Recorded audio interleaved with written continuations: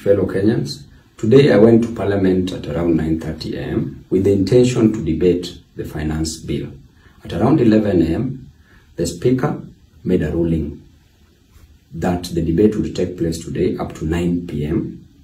Then the debate will proceed from next week on Tuesday. Thereafter, voting will take place. Then I approached Honorable P. and I explained to him my situation, that tomorrow I will be having my defense hearing at Milimani Law Courts, that I needed to meet my lawyer for preparations. Then he okayed and I just left. And as we speak, I'm still with my lawyer.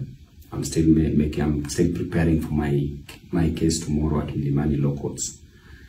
I realized while at my lawyer's office that actually the Speaker changed and made another ruling that voting was to take place today.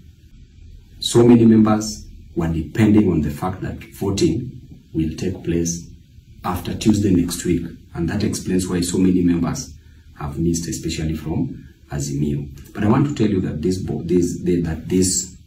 bill, finance bill, is retrogressive. It is a bill that is punishing Kenyans. It is a bill that I can't support. It is a bill that even if Baba himself would have told me to support, I can never support it because of my loyalty to my people.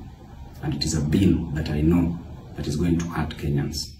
For today, I'm so sorry I wasn't present because of my situation tomorrow.